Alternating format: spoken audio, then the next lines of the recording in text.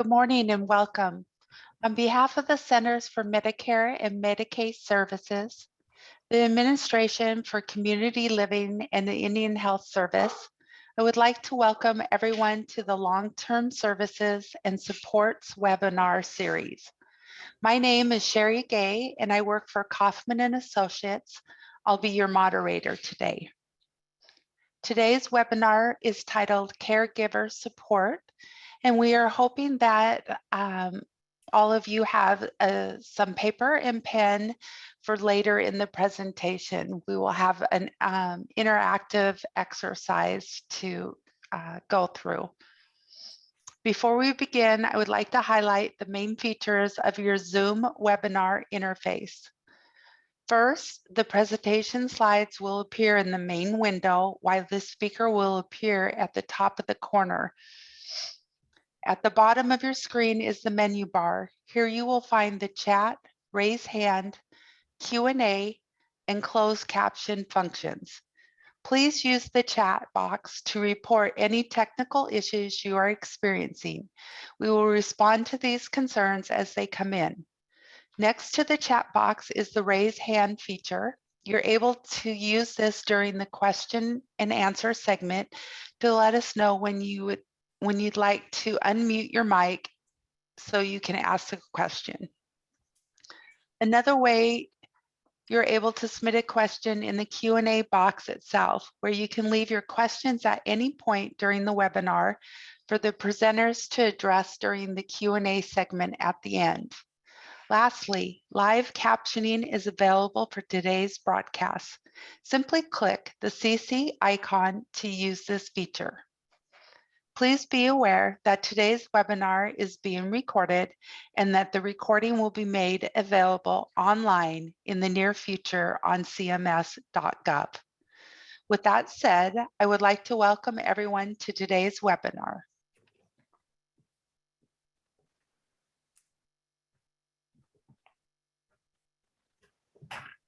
I would like to introduce our presenter, Anna Whiting-Sorrell, a subject matter expert at Kaufman and Associates.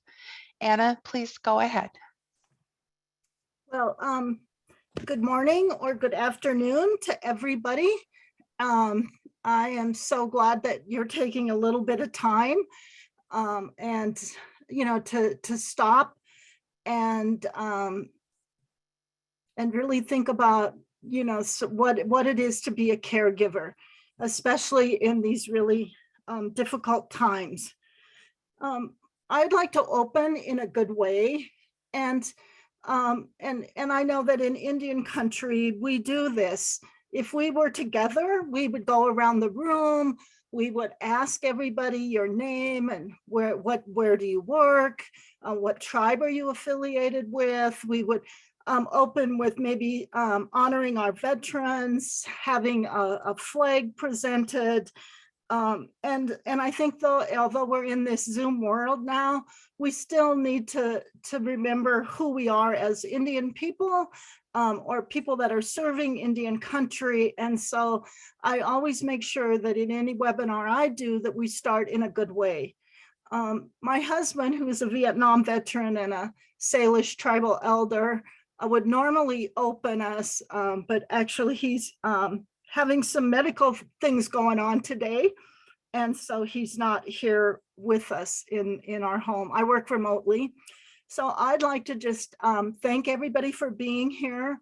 I hope everybody will take a couple of seconds to stop, breathe, and be thankful and grateful for who we are, for the work that we get to do, and all of who we are as Indian people. I pray for our veterans, I pray for our elders, I pray for our children, and I pray for the really, really important work that you all do working in long-term care and support.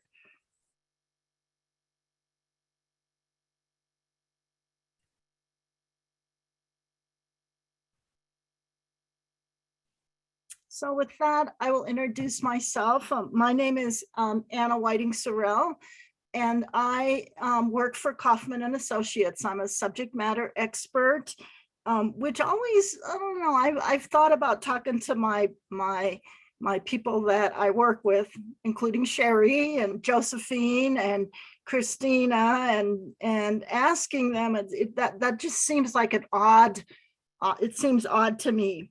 I do have extensive experience and education and expertise working in the Indian healthcare delivery system. I have worked in the state. I ran the public health office for the state of Montana.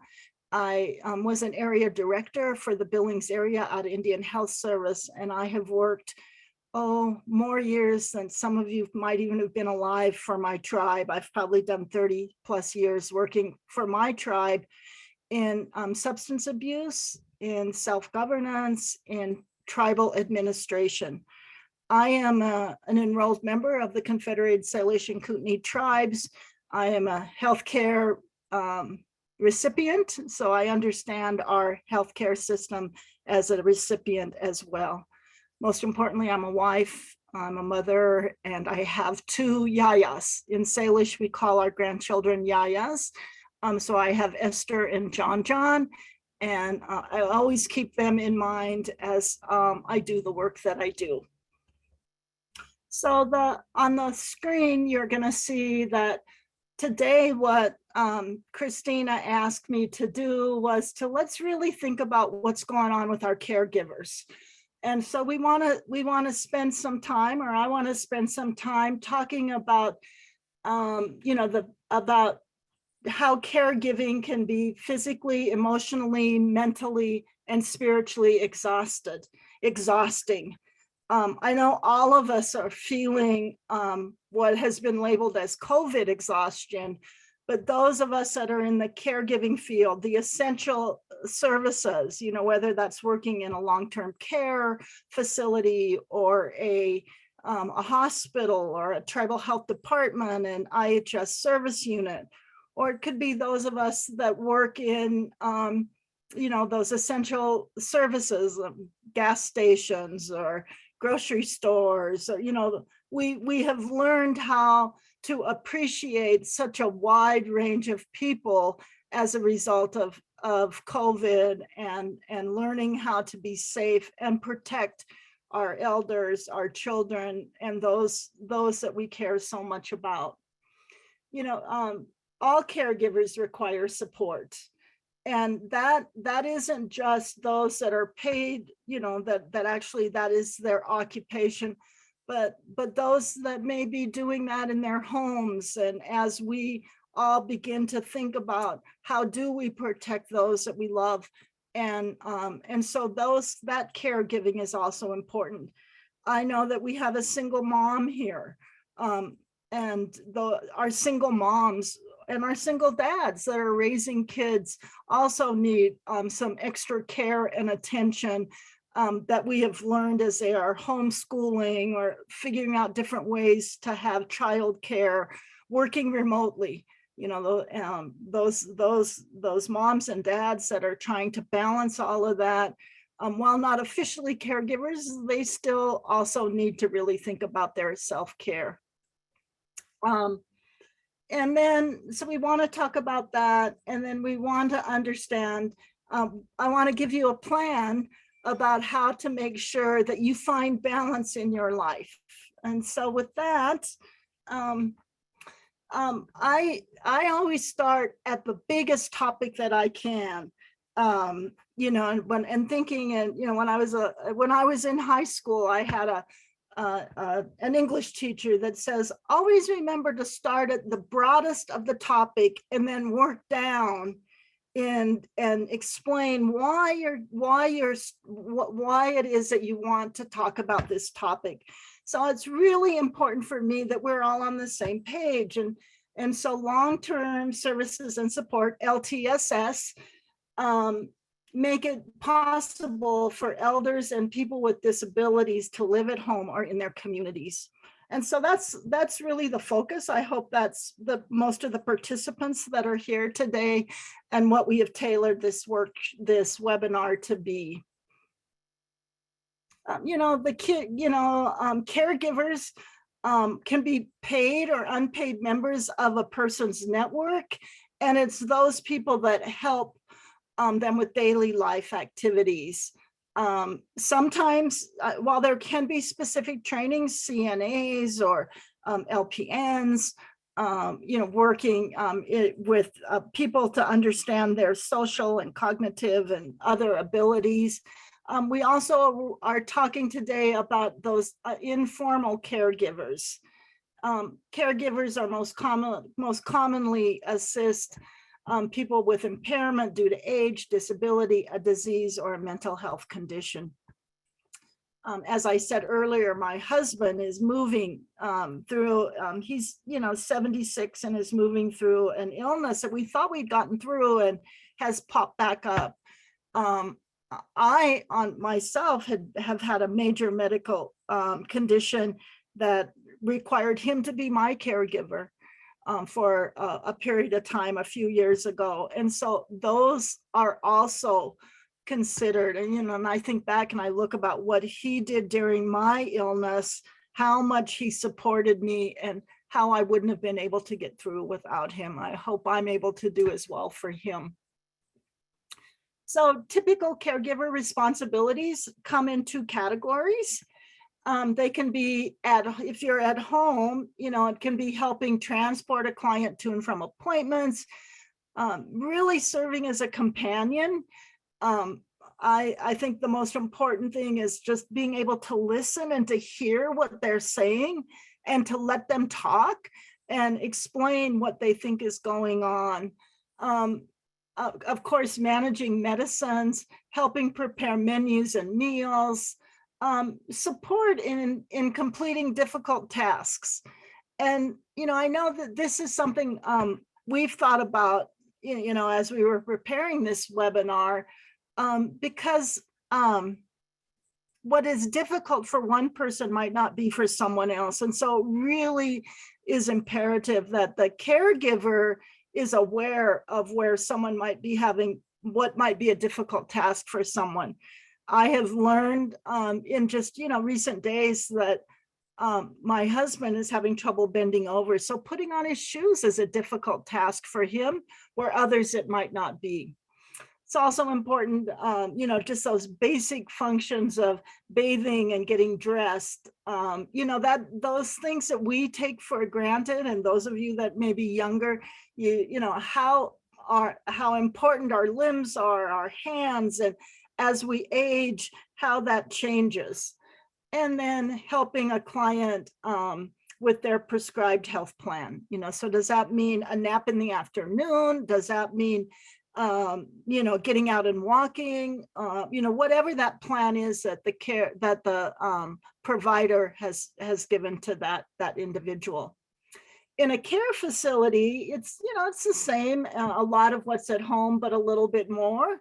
It's certainly the personal grooming. It is hairstyling, nail care.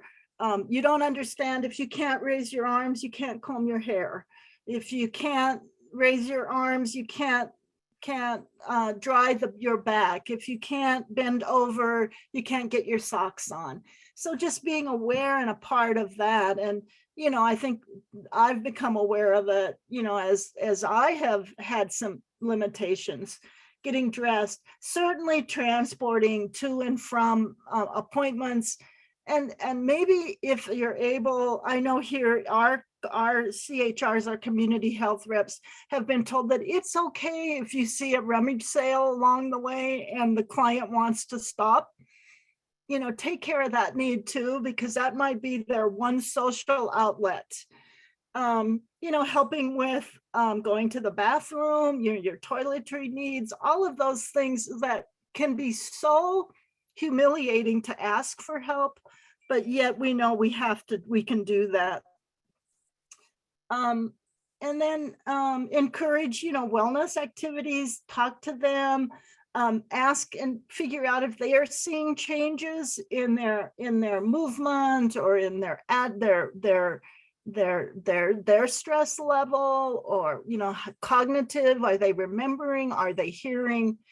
And then this one I think is also really important, is how we know it's important to have a routine to help you sleep at night. So does that individual, like to get tucked in? Does that individual, that client need to have water beside the bed? Do they like to read a little bit? Do they like the TV on? And just helping them get into that routine so they can sleep. Caring for the caregiver is what we want to stress, because we know there's a lot of stress when you for caregivers. It's emotional, it's physical, and we know that if we don't deal with our stress, that it can lead to depression and illness on our own part. Our president of our company, Joanne Kaufman, years and years ago, we've been friends. She said at a workshop that we were doing together, she said, you got to remember, how many of you have been on airplanes, and when you're getting your security and safety introduction on the flight before the flight starts, you're told to put your own oxygen mask on first before you help someone else. And so that's what we want to remember today, that we have to take care of ourselves. We have to put on our own oxygen masks before we can help our child or someone else that's with us. So it's really about caring for ourselves. Strong caregivers are compassionate and friendly, and they're working with clients in a positive and encouraging way, and they play this vital role in people being able to stay at home or to find some joy in their life if they're in a long-term facility. And so that can be trying on if you're giving all the time, if you're the person that's responsible and compassionate for people. We know that can be difficult, and it takes a lot out of you. So once again, we want to make sure that we spend some time talking about how you're going to fill up your cup so that you're able to help others. There's 3 different kinds of stress that comes as a result of being a caregiver, and once again, it's not just for caregivers, but all of us during this difficult time. Sometimes it's referred to as burnout, that you're just tired of doing the same over and over. We also know about compassion fatigue and grief. And so those are 3 areas that I'm going to focus a little bit of time on as we go through these slides. So burnout, for family members, caregiving can lead to pressures such as financial strain, can cause conflict within your families. And sometimes the way you might want to do that is to I just want to withdraw. I don't want to be around anybody. And over time, caregiver stress really does lead to burnout, which is marked by such things as, you might be irritable, you might be fatigued, or you might be sleeping too much, so there's this whole idea about your own sleeping patterns. And the one all of us dread the most, weight gain, because we're not eating well, or we're being immobile, and so we're not burning off calories, and our metabolisms gets messed up as we are in these stressful situations. We also can feel very socially isolated, and in social isolation, it can be, you can feel helpless and hopeless. We also know that caregiver burnout comes after there's this repeated not taking care of self or giving too much. And chronic stress then triggers hormones in our body that can also lead to exhaustion, can lead us to have to be getting sick, for our immune systems to not be strong. And I know certainly all of us have been worried about our immune systems as we have gone through the COVID-19 pandemic. For me, I hold my stress in my stomach, and so I know that is hard for me. And so recognizing where do you hold your stress. For some people, they may be having dental problems, or they, because that's where they hold their stress. Or they might be having, bowel problems, not able to sleep, headaches and other pain. So those are all things that we want you to be aware of. If you've been doing this and you might be feeling like you're burnt out, maybe it's a way to identify for you what that looks like.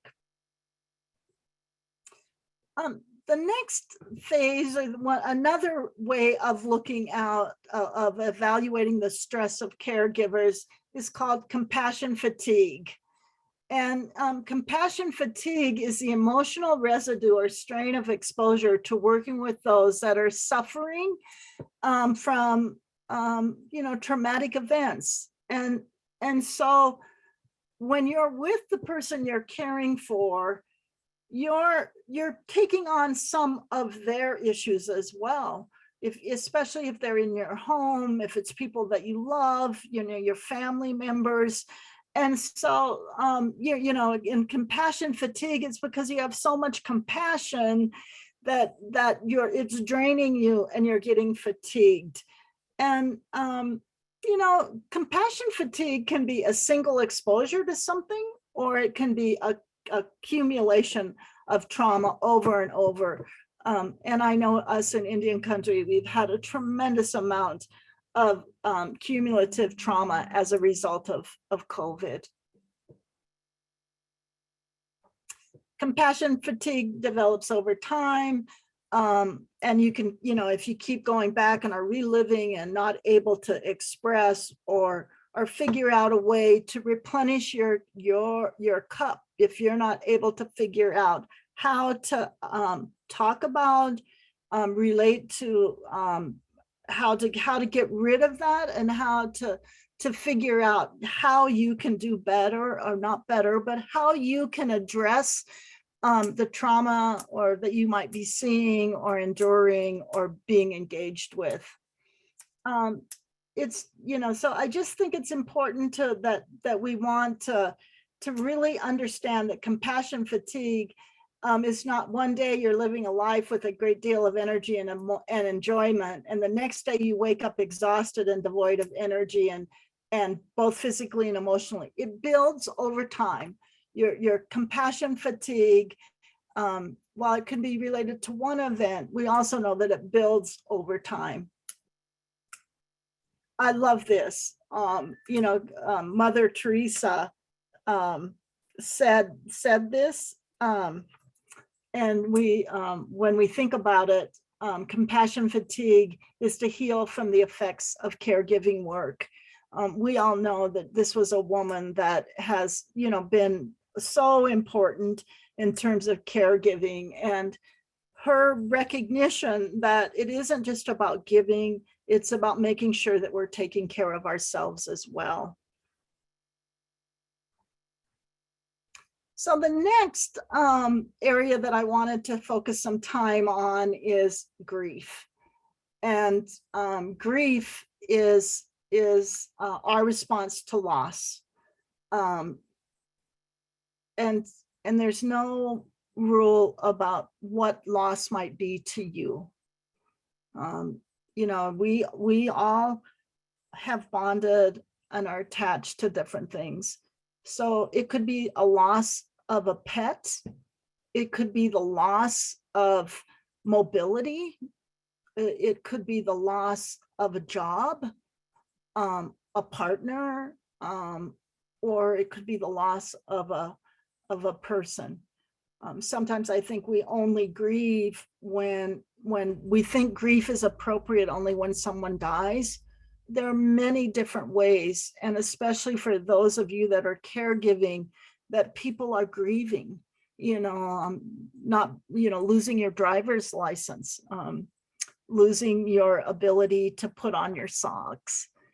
Those are kinds of grief that we understand are losses to people, and that people will grieve and will be in a grieving process around.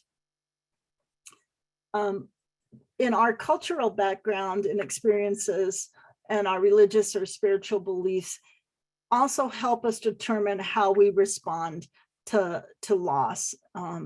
And I think that has been really important during this time, because our ability to gather together, to be together socially, to use our cultural ways that have been with us for generations were impacted with our inability to gather together.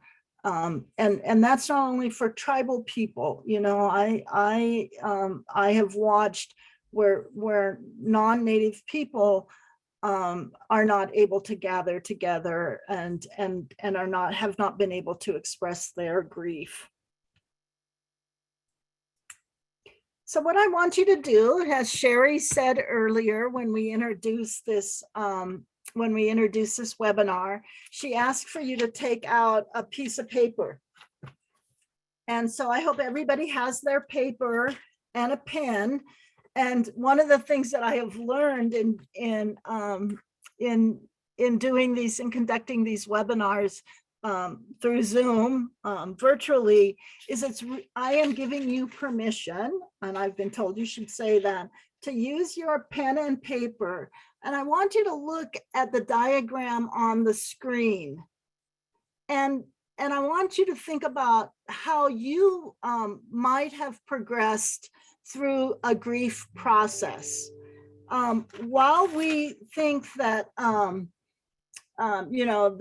this has been the research about how we grieve, starting out with having a loss or some kind of hurt, we move to shock, numbness, denial, and all the way through, anger, fear, panic, really feeling guilty and isolated and alone.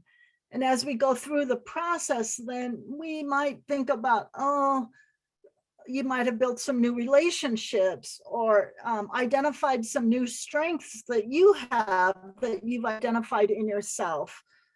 You're able to put in new patterns that allow you to fill up what was lost somehow. And then hope and affirmation, and then the ability to help others. That is the stages of grief. And what I'd like you to do is to take your paper and your pen and then think about your own stages of grief. So did you move just down and around and all the way to the bottom and come up?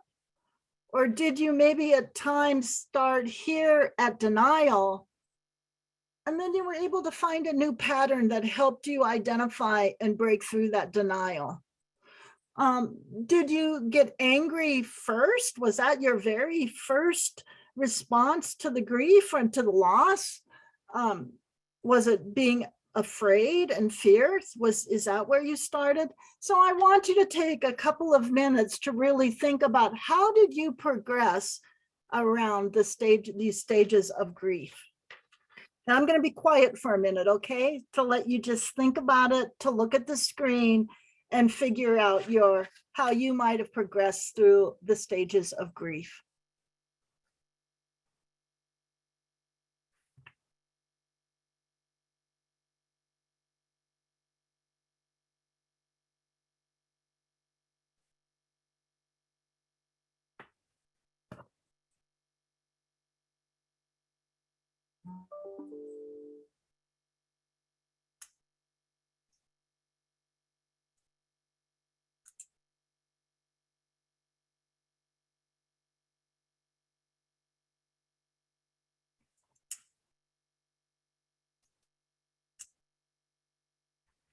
All right, so Brandon, can you move to the next slide? So when I was describing it, I showed it as a process, maybe a singular line, right? And what I know and what the research tells us, the lessons that we have learned, is that grief looks more like this. One day you might be, in shock, and you think you're moving through, and then you're over into having some hope. And then all of a sudden you're back over at numbness. And, there's no one single path to do grief. Each one of us do it on our own. Each one of us do it in a different way. And I know I've heard more than once from people that they will think that they have moved through, the sadness and the anger and the fear. And then they'll hear a song on the radio and it will remind them of the loss. And they're right back to that anger again. And, we just know that that is a process that is going to continue to go on over a period of time. And so in reality, instead of that singular line, this is really what we find and I know I have experienced in my own grief. So the next slide. I wanted to spend a little bit of time talking about grief during the pandemic, because we know as Native American people, we have been impacted at devastating rates around COVID. Not only higher rates of getting COVID, but also of hospitalization and death due to COVID. Here in Montana, we've been told that 4% of all American Indians over the age of 75 died of COVID. That kind of loss can't be ignored. And we need to figure out how is it that we take care of ourselves as we do that. The pandemic took away the ways that we have historically dealt with our grief. We weren't able to gather together in traditional places for our burial ceremonies. If we were able to, instead of all of our families joining us, there were limits to who could come. We weren't able to be with our loved ones as they were in hospitals and, having to deal with cell phones or FaceTime to say goodbye to those when we would have been there many of us would have been there to not only help that person as they move to their next stage, but also the family members that survive. We've had to, really, close down gatherings where we could get together to share and to laugh and to be together as we move through our own grief. Some families, for the first time, chose cremation over burial, which was different for a lot of people.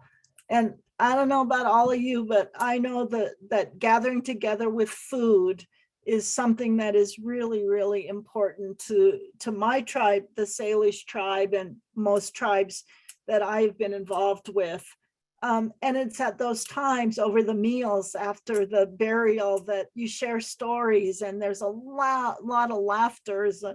Sometimes I think about how the role of aunties is to really make sure that there's a little bit of laughter that is brought back to people during these really sad times. The isolation really did cause us to become disconnected. And while I want to talk about that, and I see that, I also know that we have grown and learned, and our culture has evolved. And an experience that I had is that my yayas, my Esther and John, we were getting ready to give them their Indian names in 2019. That would have happened in 2020.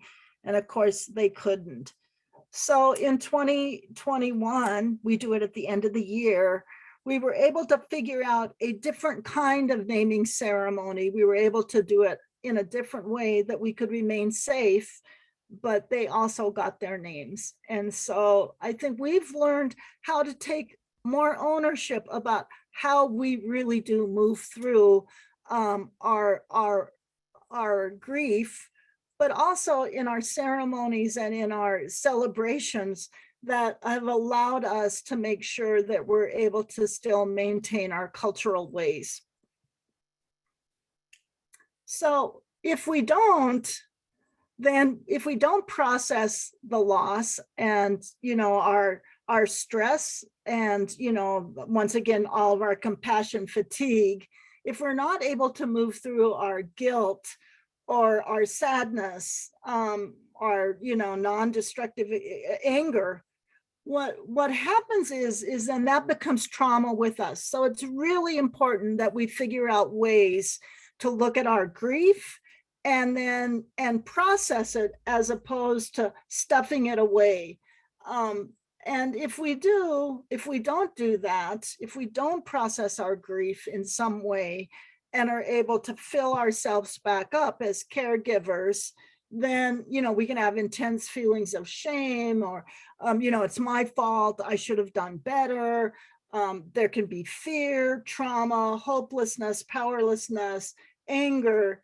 And we all know that in our historic trauma, that we really need to figure out how to move forward, how to move through that. And so if we don't process grief, we end up with the trauma. And so what we want to do for the remaining part of this workshop is think about, how do you find your own balance for self-care, so that you can deal, if you have some burnout, if you might be feeling towards compassion fatigue, or if you have your own loss and grief, how do we help you fill up your cup again? And so let's call this the putting on your own mask activity, as if you're in an airplane. Okay, so we want to remember that self-compassion is an essential part of self-care. And so I think we forget to take care of ourselves. And so they can be big exercises, where you decide you're going to walk a mile a day, or it could be saying, I'm feeling tenseness in my stomach, so I'm going to do some deep breathing and meditate. Figuring out ways to eat better or to sleep better, figuring out new ways to be connected. If that means doing Zoom meetings with families, or figuring out, as people have moved away, how do we stay connected? Letter writing, or, drawing, thinking about those and then sending those to people, sharing information with people. And then also, finding support through other caregivers, being able to share with others that are going through this experience. And the way I want to look at it is using the medicine wheel. So over the past few years, as I've done my technical assistance work with Kaufman, I've really tried to think about all elements of our being. There are 4 that are displayed on the medicine wheel. So there's mental, spiritual, emotional, and physical. And, and if you think about that in those segments or sections of 4, it also relates to the 4 directions, to the north, the east, the south, and the west. It also talks about different times in our lives, whether we're an elder or a grandparent, or whether we're new babies or young adults or parents. So there's ways to really think about our balance on a very wide variety, but yet making sure that we're doing all of them. If we spend all of our time thinking about our physical, exercising, the food we eat, our rest, but we ignore what we're feeling inside, how we are making decisions, or if we're not taking care of our spiritual part of our lives, then we know that we will be out of balance and so we have to figure out ways to really get to that core. And if you look at the medicine wheel, we have put at the very center our core ourselves, that in the end, it's about taking care of our core and making sure that all 4 of these different segments are in balance, that we aren't overcompensating in physical and forgetting our emotional. And so as we go through the medicine wheel, on the next slide, I want us to take a little bit of time, and now on your paper, if you will turn it over and think about, if you will write mental, and if you will think about ways in which you are taking care of your mental health. You know, how is it that you're gaining wisdom? How is it, you know, in the winter, as we're just coming out of winter, and here in Montana, we are still getting a lot of snow and it's really cold. It's the time of year when we are preparing and being more self-reflective. So if you could think about ways in which you're taking care of your mental way, how you're doing that, then if you'll list that under segment 1, which is mental.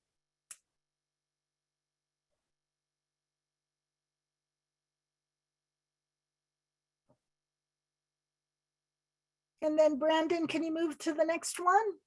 And then we know we're coming out into spring. So if on your paper you will write spiritual, and you know, this is a new enlightenment in new ways of, you know, of looking at the grass growing and flowers blooming and animals having babies. I got to see my first baby bison calf at our bison range yesterday. You know, it's really a time of hope and you know, about ready for new beginnings. I love this time of year with high school graduations and colleges, you know, people getting their degrees. And, you know, it's just a time of when we really do celebrate the coming out of you know, the quiet time of winter. So if you'll think about that, one of the ways that I have come to describe spirituality for myself is spirituality, or compassion is spirituality in action. And so we hear a lot about being kind to each other. And to me, that is spirituality in action. I also want us to be really clear in this workshop that we're not giving away all of our compassion, that some of it we're taking and wrapping it ourselves.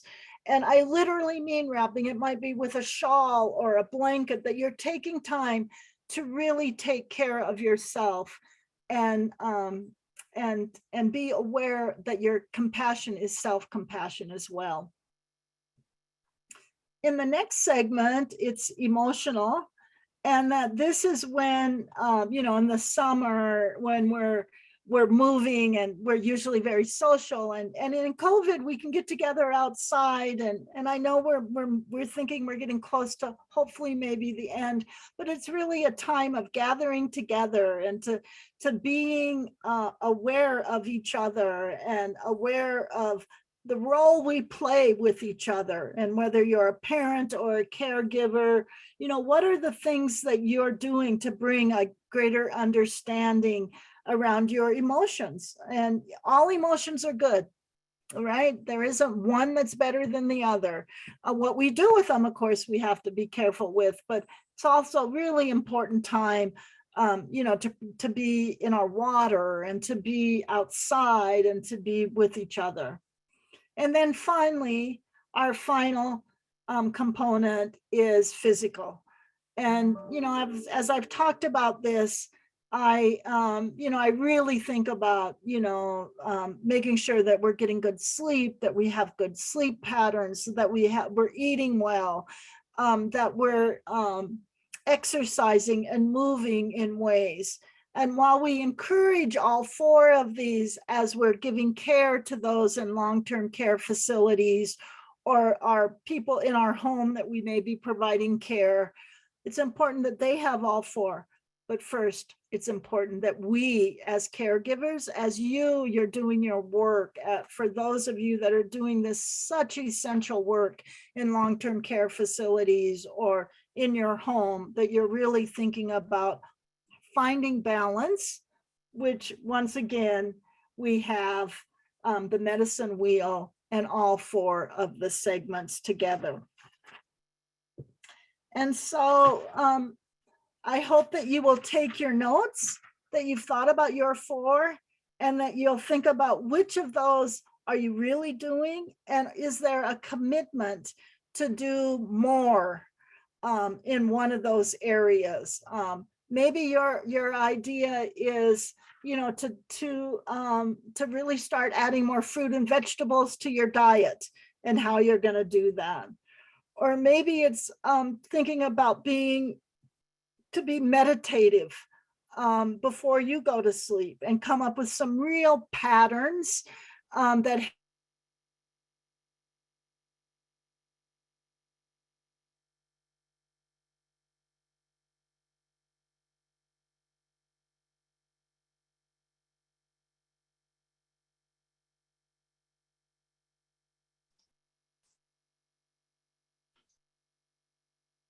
I'm sorry, it looks like we might have lost Anna here for a minute. One moment, please.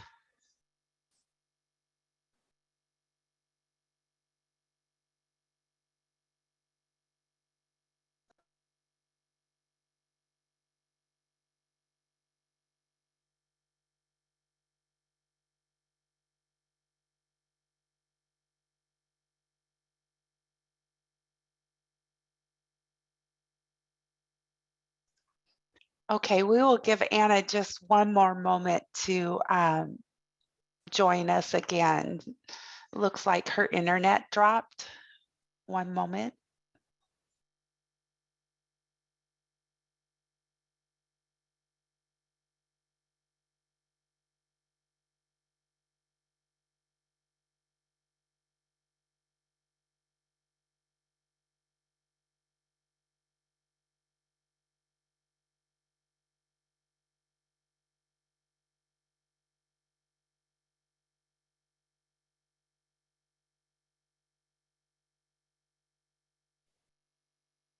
all right. For those of you, I'm back. For those of you that live, I know we lost me for a minute. All of a sudden my screen went dark. Oh no. So those of you that live in rural countries, rural Montana, or rural, you know, across this country, our internet is unstable. But really, I was at the end of my presentation. So Brandon, you want to show the list of resources that are available? And so did we lose am I still on? You are, Anna. We Okay. can see and hear you. Also, there has been no questions in the chat yet. However, we can move forward one more slide. Well, yeah, can we go to the slide that shows the resources? I think it was before, right? It should be slide 31, Brandon.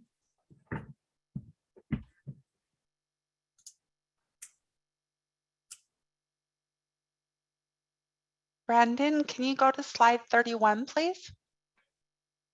Don't have that, he says. Mine ended at 30. He's got the wrong set of slides. Well, that's okay. You know, there's a whole bunch of resources on the CMS tribal website. We were just referring to those.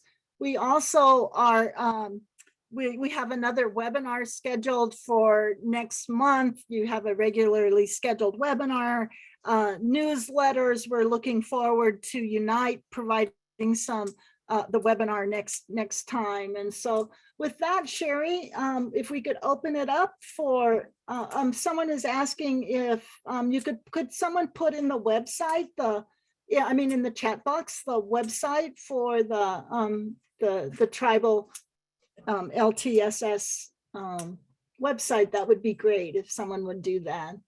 And then I'll just wait. And if you have, are there any questions or anything people would like to ask or add to the presentation?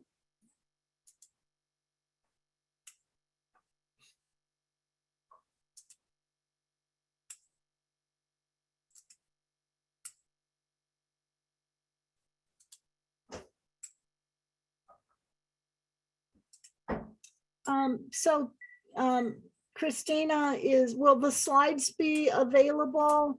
Or I know that the video will be put online. So yes, usually we post a recording and PDF of the slides on cms.gov. That should probably be within the next, I wanted to say 2 to 4 weeks. All right. And I encourage you to get online and look at that website. There's some really great resources. I've learned a lot. And then I see, what is your advice for people who can't find balance? I almost hate to talk about it because I'm one of those that I struggle with it. Absolutely. I spend a lot of time working, and I work too much. And so I literally have to be very, very conscious about what I do and what I'm going to do. And then do it. I try to make it a habit. I try to get it into a routine. I am really adamant about being up and moving and walking and not sitting. I know that I carry my stress in my stomach, and if I listen to my body, I know then that I need to do something different. So mine is to, take little steps, one step one day. And if you forget if you don't do it that next day, then go back one step at a time. In each of those 4 different segments of our life will help you find the balance.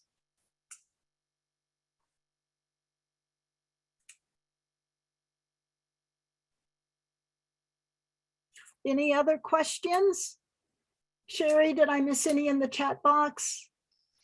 Is there any information on the slide for long-term care in the home? Well, I think the information that is there that went to the long-term care facilities can be translated into the home. And I'd also say the reverse, that if you're a caregiver in a facility, you might be the only only person that individual is, and you become their most important person. So taking time, to hear them, to listen to them, and to be kind. I had a younger sister that struggled and ended up having to be in some long-term care.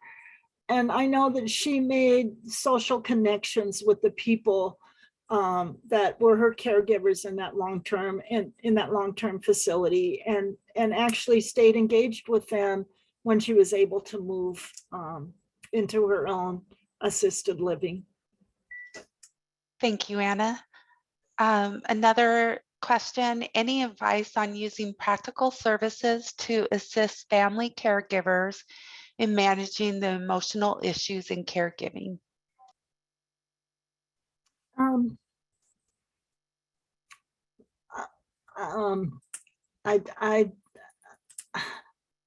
I think that we can make it really complicated, or we can step back and think about ways that we know we take care of each other, and it doesn't have to be a long plan or detailed out how what that in the end we know how we can be with each other. And I know there's a lot of rules and there's regulations about what you can and can't do and who you can touch, all of that stuff. But I think if we go back to our core about who we are and how we want to be treated, that's the most important part. Okay, great. Thank you, Anna. Do you know of any good books that are focused on caregiving, dementia, and healthy resentment when other family members are not helping? That's a big one. Whoa, it is. And I don't have a resource for that. I think once again, if we go back to making sure that we are taking care of ourselves and separating from what we think others should be doing, and setting boundaries about what we're willing to do. You know, I know that one of the things that I have learned as I have aged is that I was doing things thinking others wanted me to do them. And one of the things I learned during the pandemic is maybe they really didn't want me to. So I have decided to really think about, what do I do for me? And am I doing it for me? And if I'm doing it because I think I'm obligated to do it, that someone else may have wanted, I need to really check that out. I need to check it out with them. I need to have honest and open communication and conversations with people. And then, and I think that nobody knows this about me more than poor Sherry, who we deal with every day with so much work. And sometimes I think I just need someone to listen to me. And so finding that person that you can share and be open and honest with, and get honest and open feedback from. And I hope I serve that for her as well as other people in my life. Okay, and we have one more question. What is a good model for mentoring LTSS direct caregivers creating a support network? What is it? Christina, I hope you're taking down this question, because that sounds like a great webinar about what we could do to do that. So maybe you can put that on your list.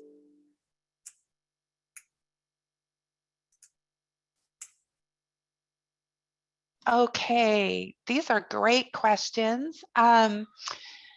Another question was, could you talk about how we differentiate between the mental, emotional, and spiritual quadrants? Well, you know, that's a great question, because I think that's something that I struggle with too. And so I'm gonna show you something. I'm just gonna take it off my wall. And so what I have done literally is I have put together this quadrant, this collage. It's called the life cycle. And I have divided it into the spiritual, emotional, mental, and physical. And I have figured out ways in each one of these areas. And so like in the, I think it's easier when we talk about, you know, the physical, that's easier to describe. And then, but when we talk about mental, you know, how is that being creative? Is that, you know, being able to tell our story? Is it, how am I able to actually think about expressing my emotions and being able to talk about what I feel? When am I empowered as a woman? When am I feeling things have been taken away because of my my age? As I age, I'm 65 and are going to be 65. And what does that mean? In my emotion, I talk about it, and I really have thought about it in terms of being joyful and having hope and being with my family, and how all of that fits together. And then finally, in the spiritual realm, we at Salish are really thinking about white bison and the medicine that they get from that, if we get from that. And I also have put on about social justice and kindness and being thankful, being grateful, even on days when I don't think that I have anything to be grateful for. When we smudge in the morning, Jean and I smudge every morning. We always do that in a thankful way.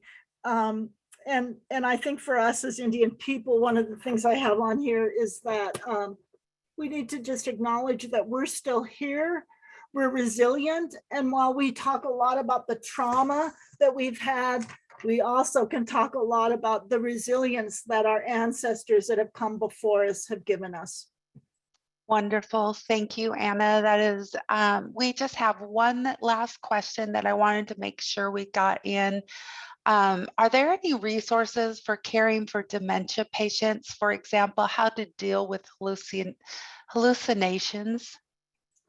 you know, that's not my, you know, that's not my expertise. So I really would look to Christina and Josephine and really hear that our caregivers are wanting to have additional information on Alzheimer's and dementia. And let's think about how we can do that for, get that onto the website. Wonderful. There is a lot of websites that are being put in the chat. I encourage everyone to take a look at that and also to possibly talk to the medical provider of the patient. I know from personal experience, when my mother had dementia, that I seek that information out from them. So that is also another good avenue. And I think it's Gary that has asked this question. With that, we are at time. I really appreciate everyone's questions and the interactive questions and the information that has been shared today. Thank you, everybody. And just remember, and you're done with this workshop now, go spend a little bit of time thinking about yourself and what you're going to do and refilling that cup, because we know how important the work is that you do every day. Thank you. Thank you very much. Have a wonderful day.